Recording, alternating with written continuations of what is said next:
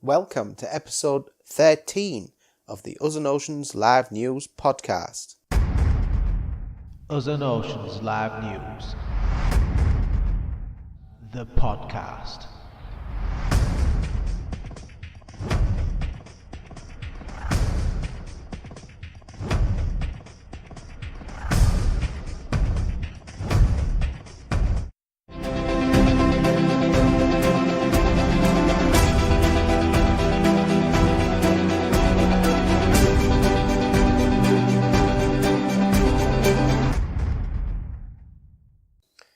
Hi everybody, welcome to another episode of Us and Oceans Live News on the podcast. Hope you're doing all great. Been absent for about maybe 2 weeks nearly. Obviously been quite busy. I've got some dogs that we are looking after because our other dog recently passed away, so it's been a bit sad in the household. But at the moment we're looking after some other dogs. Probably about to buzz in here, you can hear him barking right now. Today I'd like to promote plastic-free shaving. That's right, plastic-free shaving. I use a cutthroat razor. I've been using it for almost 6 months, well 5-6 months now. And it's daunting at first, but with practice you can actually get really, really good at it. And basically it's not one you have to sharpen yourself. I use ones that you have to put these very sharp stainless steel blades, and you just slot them in and clamp them together, and off you go. Shaving foam and that, off you go. Also, I get paper wrapped shaving soap that I use to shave myself with, and it's absolutely plastic free. That's how I use it. And you get a real nice, decent shave. Yeah, it takes a little time getting used to it. With a bit of care and a bit of steady hand, and it's really doable. It's good to know that I'm not contributing to any sort of plastic pollution that's going around. You can get cutthroat razors and shavettes from Amazon. Very cheap. Mine was only like £6 for the razor and about £8 for blades, which you get about 50 blades, which obviously lasts you quite a few shaves. Shaving soap is between £5 and anything between £10-15, depending on what quality soap you have. So yeah, I'd like to promote that. Plastic-free shaving. Definitely would give that a try if that's any interest to you. Help the oceans again. Get rid of plastics if you can. I'd like to start with an article that's been posted on 26th of March 2019, and the article is "The Right Way to Kill a Fish. Cows have to be stunned before slaughter. Why doesn't our fin fare?" When in 2016, the fishing vessel Blue North ventured into the Bering Sea on a maiden voyage, onlookers in Dutch Harbour, Alaska, could have been forgiven for mistaking a sleek $40 million long liner for a yacht. The Blue North is perhaps the country's highest tech fishing boat, outfitted with fuel-efficient engines, automated freezers, and cargo elevators. Its most radical feature, however, is its stunner, an electrified table that knocks cod unconscious with a direct current of about 35 volts. On a typical long liner boat, fish are hauled up over the side. Crewmen impale each struggling cod with a gaffy, tear out the hook, and fling the creatures aside to bleed or suffocate. The Blue North lines, by contrast, emerge into a moon pole and a closed chamber that allows fishermen to control the catch rather than hurl it willy-nilly across the deck. Cod pass over the stun table with seconds of their arrival. Only once a fish is insensate does a crew member remove the hook and deliver the fatal cut. It's easy to forget, while gazing down at a spicy tuna roll, that fishing is a brutal business. Commercial fishers suffocate halibut, bleed out salmon, and crush pollock in trawls. Since 1958, the Federal Humane Methods of Slaughter Act has required that terrestrial livestock be rendered insensible to pain before death. but the law excludes fish. However, one growing seafood company is beginning to consider the welfare of its catch and perhaps fomenting a revolution in how we treat our fin brethren. Just like to say something about that. It's all well and good, but again, I'd like to make people aware that you do not need fish to have a healthy living. Protein gained from fish can also be gained from plants, i.e. pea, plant protein, hemp protein, and obviously nuts and all nuts, various nuts and seeds of various types of protein in them. Definitely not. You do not need to kill any sort of animals, including fish, to survive in this day and age and in this world. So I would not recommend any sort of fish to be eaten. But it is a step in the right way, stunning the fish before they get slaughtered. But I always go back to the first thing I say: do not need to eat fish whatsoever. There's no need for it. Don't need it at all. Next article was one San Francisco Chronicle, which was shared by Fish Feel. The dramatic sardine population decline means likely West Coast fishing ban. There won't be any boats pulling bulging nets of fresh sardines out of the ocean along the west coast this year after another dramatic decline in population virtually guarantees a ban on the commercial take of the tiny schooling fish. The northern Pacific sardine population, stretching from Mexico to British Columbia, has plummeted 98.5% since 2006, according to a draft stock assessment released this week by the National Marine Fisheries Service and the Pacific Fishery Management Council. It means regulators have no choice but to ban sardine fishing for the fifth straight year, starting from July 1st, Mexico to the Canadian border. We've been urging for an overhaul to the way sardines are managed for the last 7 years, said Jeff Chester, a senior scientist with Oceana. The Ocean Conservation Advocacy Group is critical to hold fishery managers accountable for exacerbating this modern day sardine collapse and seek management changes to use best available science to learn from our mistakes. The 14 voting members of the Fishery Council, which makes policy along the California, Oregon and Washington coast, will meet April 12th on Rohnert Park to discuss the results and vote on regulations, but a fishing ban is inevitable.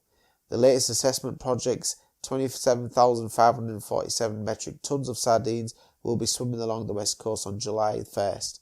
It means the sardine population is less than 2% of its peak population in 2006, when the fish, which are measured using their collective weight as if inside a fishing net, reached 1,774,784 metric tons, according to the National Oceanic and Atmospheric Administration.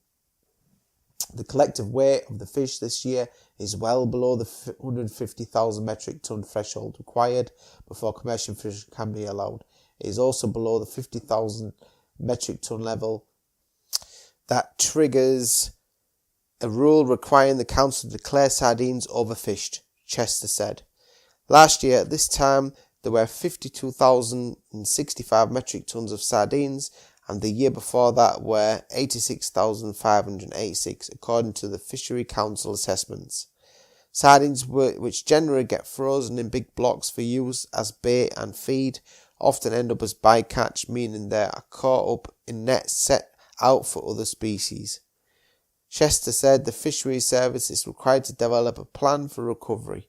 He proposes new catch limits on the capture of sardines for use as live bait and more restrictive limits on percentage of sardines snared in nets meant for other fish. Biologists blame the collapse on natural fluctuations, which have been common throughout history. According to recent sediment studies, as well as changing ocean conditions, but conservationists such as Chester, however, believe overfishing made a bad situation worse.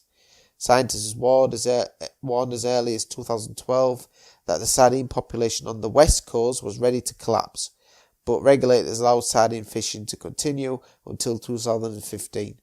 Chester said the same mistake was made in the mid-1950s when the Monterey Bay canneries, made famous by John Steinbeck's novel Cannery Row, began failing.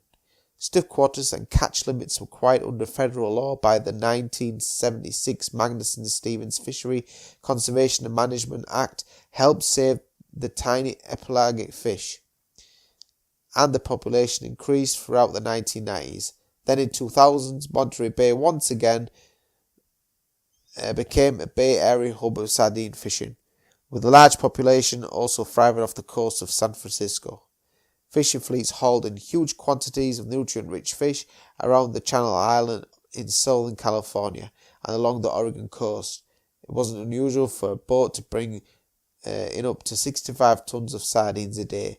The catch was bringing in $10 million to $20 million in annual revenue until the latest collapse. Again, I'd just like to add, no need to eat fish. You get proteins from plants. I will say it again and again and again. We need to change our diet habits to change the way we treat the world. That's the be all and end of it all. The majority of thing that's harming the oceans is the way what we eat. Supply and demand obviously is by what we eat, and plastic pollution. Mainly the two things, and obviously atmospheric pollution like dumping poisons into the oceans or anything like that, pesticides and sludge from drainage and stuff like that, all needs to stop. But the food, what we eat, consume, any sort of meat, dairy, egg products, all harm the oceans in the long run. So that was that article I've shared this week. There's not much more that I shared because I've been very, very busy. Obviously with what's been going on at home. There's been a couple of articles that I found on the marine conservation news search on Google that I have found. There's been a couple of things that I've looked at, and basically the most recent article that I've been posted was from the Daily Mail Online, saying that waters off the Galapagos Islands are being invaded by alien species that could threaten hundreds of native marine creatures. Saying that marine species that have invaded the waters around the Galapagos Island off the coast of Ecuador could threaten native sea life, experts have warned. Field surveys found 48 new invasive species as well as 5 known non-native species of the coast of South Pacific Archipelagos Islands. These alien species included worms, mussel, crabs and sea squirts from other areas of the Pacific as well further afield, including the Mediterranean Sea. Scientists say that the invading creatures cling onto ships from around the world before eventually settling and multiplying in the new environment. The impact on the island's ecosystem is not yet known, but researchers say that it's likely to threaten the island's hundreds of marine species in the region. Previous studies have shown that venomous lionfish, a known invader, prey on other fish species and can kill coral reefs. Tiny moss animals such as Amathia verticillata can resemble stringy gelatinous noodles up to 3 feet 1 meter long when they form colonies and can kill seagrass. The area, which is a hotspot biodiversity and the World Heritage Site, has a number of invasive species on land, but little is known about those in the marine environment. 17 of the invaded species have been spotted around the waters before, but had been thought to be native species. The actual number of invasive species is likely to be much greater than that of the study, as surveys were undertaken only in some habitats around 2 of the larger islands.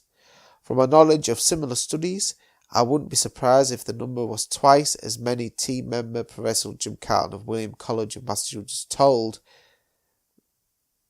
The study noted that it's unknown what the impact of these alien species on the ecosystem is, but it is likely to be negative, judging from experience elsewhere, and could threaten the island's hundreds of endemic marine species. What we know is a number of these invasive species clearly have been impacts had impacts elsewhere in the world, said Professor Carlton. The team warned that invasions, including soft corals, could grow rapidly over local coral. The Galapagos Marine Reserve is protected, but they say it will be hard to stop more invaders because it's difficult to check for tiny species on the hull of every boat. So they were talking about that one. Also, they're saying that it may be the reason that due to the ocean temperatures in certain regions is also making it more inviting for other species to come to certain other parts of the oceans around the world, which is obviously having a big effect. Again, climate change mainly caused by transport, the meat industry, and obviously the power industry mainly is also affecting all these different environments in the oceans due to climate change. So I hope, guys, you liked the podcast. That's the end of the free articles I've been giving you. I hope you like what you hear. Again, I don't have much feedback, but I don't care. I'll just keep doing this. Hopefully people will listen to it and take something away from it, and hopefully change the way they live. Go plastic free. Go 100% plant-based, guys. Very important for the oceans, especially. Keep away from meat, keep away from dairy, keep away from eggs, keep away from fish, and you will notice that you will live more happy and more healthier, and you will help the oceans all around the world, and thus helping the planet and all the sentient beings that live upon it. So I'll see you later, guys, in the next episode, and I hope you have a fantastic weekend. See you later.